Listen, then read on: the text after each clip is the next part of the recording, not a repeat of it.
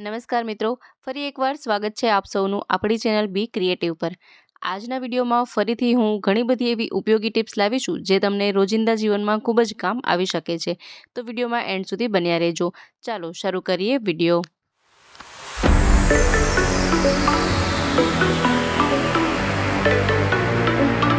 જોઈએ tip number 1. તો ઘણી વખત બાળકો સ્કૂલ યુનિફોર્મમાં કે કપડામાં બોલપેનના ડાઘ પાડી દેતા હોય છે, બોલપેનના લીટા કરી દેતા હોય છે.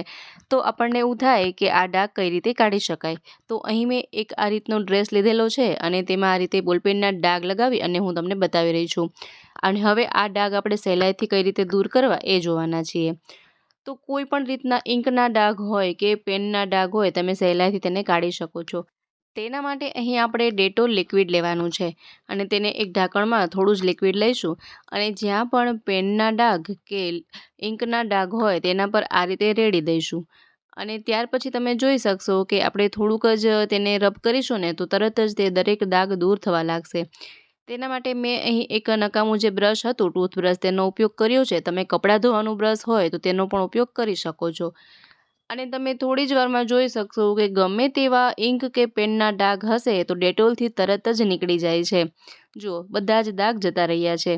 તો આ રીતે જ્યારે પણ બાળકો કપડા પર બોલપેનના લીટા કરી દે કે ડાઘ પાડી દે તો તેને તમે કાઢી શકો છો. આ રીતે શાહીના ડાઘ કાઢી શકાય છે. ત્યાર પછી જે રીતે કપડાં વોશ કરતા હોય એ રીતે આપણે આ કપડાંને ધોઈ નાખવાના. તો તમે જોઈ શકો કે જરા પણ ખબર જ નહીં પડે કે અહીં કોઈ શાહીના ડાઘ લાગી ગયા હતા. ત્યાર પછી આ રીતે પાણીથી ધોઈને પણ આપણે જોઈ લઈએ. જુઓ, તો એકદમ સરળતાથી અને એકદમ સહેલી રીતથી કોઈ પણ રીતના શાહીના ડાઘ હોય કે પેનના ડાઘ હોય તરત જ નીકળી જાય છે. તો આઈ હોપ કે આઈડિયા તમને જરૂરથી ગમ્યો હશે, સાથે ઉપયોગી પણ થયો હશે. ચાલો હવે જોઈ લઈએ નેક્સ્ટ આઈડિયા.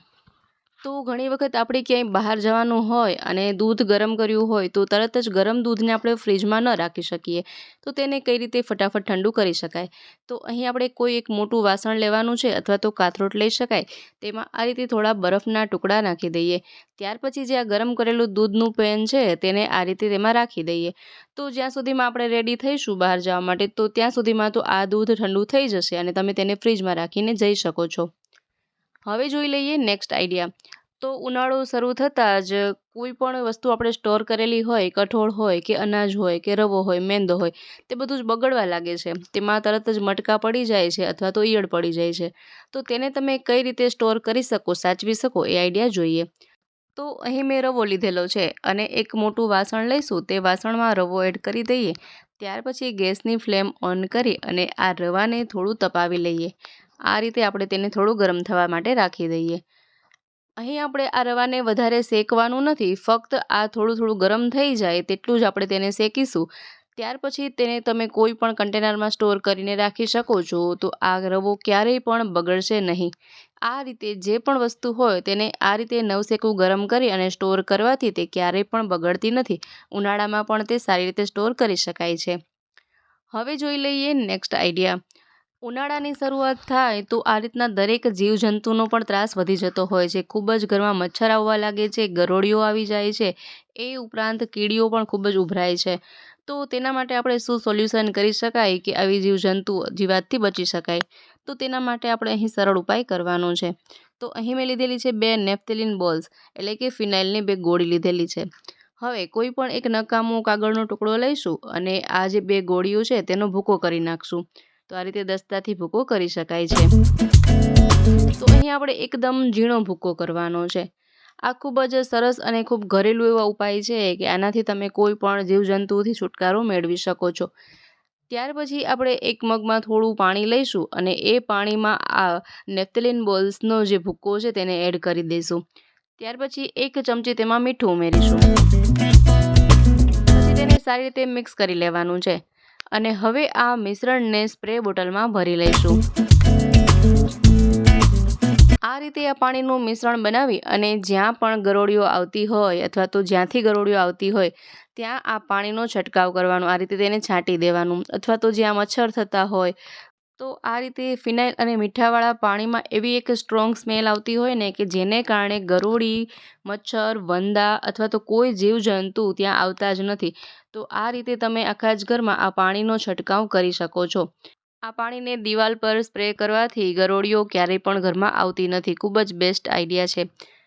એ સિવાય અત્યારે ઉનાળાની શરૂઆત થાય તો મચ્છરનો ખૂબ જ ઉપદ્રવ વધી જતો હોય છે. સંધ્યા સમય થાય દી આથમે એટલે ખૂબ જ મચ્છર આવવા લાગે છે. સાથે જ કીડીઓ પણ ખૂબ જ ઉભરાય છે. તો કીડીઓ અને મચ્છરથી બચવા માટે શું આઈડિયા કરી શકાય? તો તેના માટે અહીં આપણે ખૂબ જ સરળ એવો આઈડિયા અજમાવવાનો છે.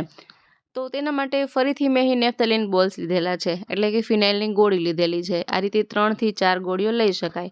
હવે ફરીથી આપણે તેનો ભૂકો કરવાનો છે. તો આ રીતે દસ્તાથી તેનો ભૂકો કરી લેશું અને ખૂબ જ ઝીણો ભૂકો કરવાનો છે કે તરત જ તે પાણીમાં ઓગળી જાય.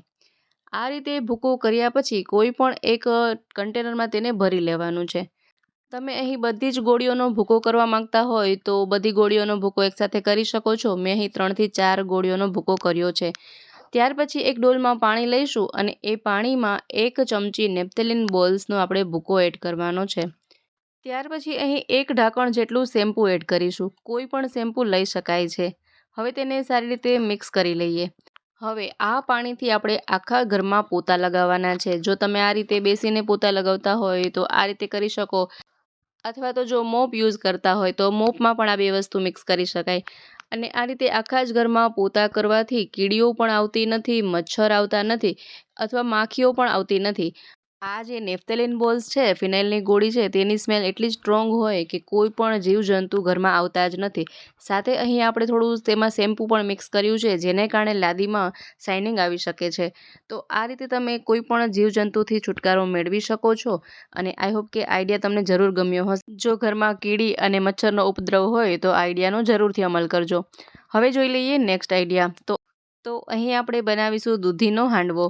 તેના માટે અહીં આપણે 3 વાટકી ચોખા લેવાના છે. તેમાં 1 વાટકી તુવેરની દાળ, 1 વાટકી ચણાની દાળ અને 1 વાટકી અડદની દાળ લઈશું. હવે તેને સારી રીતે ધોઈ નાખીશું.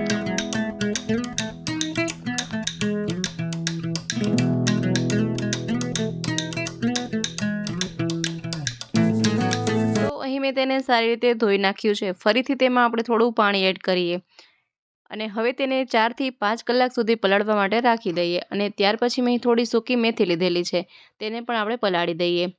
તો 4 થી 5 કલાક પછી સારી રીતે તે બધું જ પલળી ગયું છે. જુઓ, તમે જોઈ શકો કે સરસ રીતે તે બધું ફૂલી ગયું છે, એટલે કે પલળી ગયું છે. હવે આ દરેક વસ્તુને આપણે પીસી લઈએ.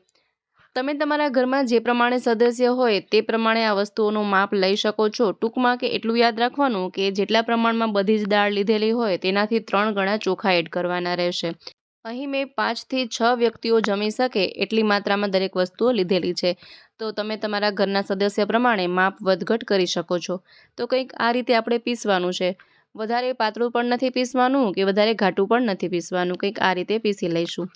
પીસાઈ ગયા પછી ફરીથી 5 થી 6 કલાક સુધી એમને એમ રહેવા દઈએ. અહીં મેં સરસ રીતે આથો આવી જાય એ માટે પીસતી વખતે તેમાં 2 ચમચા જેટલું દહીં મિક્સ કર્યું હતું, એટલે સરસ આથો આવી ગયો છે. હવે ત્યાર પછી અહીં મેં એક દૂધી લીધેલી હતી અને તેને છીણી લીધી છે. આ રીતે ક્રશ કરી લીધેલી છે, તેને તેમાં એડ કરી દઈશું. ત્યાર પછી અહીં આદુ અને મરચાંને ક્રશ કરી તેમાં એડ કરી દઈશું. અહીં તમે લીલા મરચાંનો પણ ઉપયોગ કરી શકો છો. ત્યાર પછી સુધારેલી કોથમરીના પાન એડ કરી દઈએ. ત્યાર પછી તેમાં હળદર પાવડર, મરચું પાવડર, ગરમ મસાલો, આમચૂર પાવડર, થોડું મીઠું, થોડું સંચળ, એ રીતે બધા જ મસાલા તેમાં ઉમેરી દેવાના છે. થોડો મરી પાવડર પણ. હવે ત્યાર પછી તેને સારી રીતે મિક્સ કરી લઈએ અને કંઈક આ રીતનું ખીરું રેડી કરવાનું છે. જુઓ, અને દહીં મિક્સ કર્યું હતું તેથી ખટાશ પણ ખૂબ સરસ આવી ગઈ છે. આથો પણ ખૂબ સારો આવી ગયો છે. આથો સારો આવે એ માટે તમે તેને તડકે પણ રાખી શકો છો.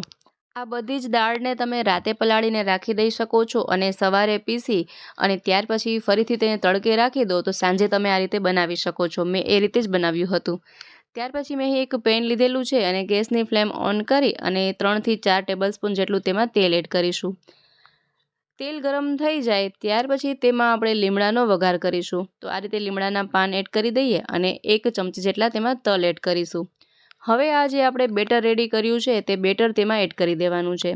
અહીં મેં બેટર વધારે લીધેલું છે તો આપણે 2 હાંડવા બનાવવાના રહેશે. અથવા તો તમે એક વખતમાં જ બધું મિશ્રણ એડ કરી શકો છો. અહીં મેં અડધું મિશ્રણ તેમાં એડ કર્યું છે. હવે તેને 3 થી 4 મિનિટ સુધી આપણે કૂક થવા દઈશું અને અહીં આપણે ગેસની ફ્લેમ મીડિયમ રાખવાની છે. ફૂલ ગેસની ફ્લેમ પર નથી પકવવાનું. તો આ તરત જ પાકી જાય, ફટાફટ થઈ જાય તેના માટે અહીં આપણે તેને ઢાંકી દઈશું. તો હવે તેને 3થી 4 મિનિટ સુધી એમનેમ રહેવા દઈશું. તો 3થી 4 મિનિટમાં તે સરસ કૂક થઈ જાય છે. જુઓ કેટલું સરસ ફૂલીને રેડી થઈ ગયું છે.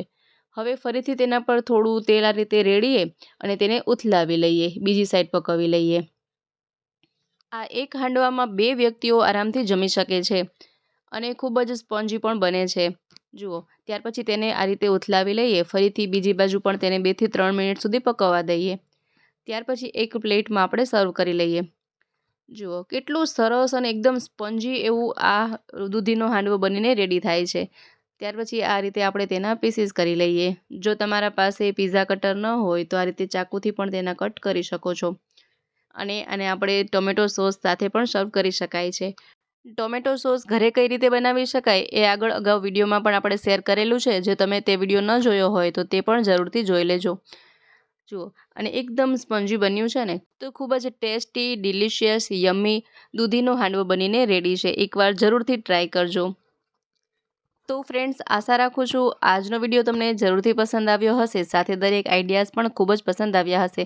કયા આઈડિયા તમને સૌથી વધુ પસંદ આવ્યા છે મને કોમેન્ટ બોક્સમાં જરૂરથી જણાવજો. સાથે જ વિડીયો પસંદ આવ્યો હોય તો વિડીયોને લાઇક કરજો, શેર કરજો. અમારી ચેનલ પર નવા હોય, પહેલી વાર ચેનલ પર વિઝિટ કરી રહ્યા હોય તો ચેનલને સબસ્ક્રાઈબ પણ જરૂરથી કરજો. ફરી મળીશું નવા વિડીયોમાં નવા જ આઈડિયાઝ સાથે. ત્યાં સુધી જોતા રહેજો આપણી ચેનલ બી ક્રિએટિવ.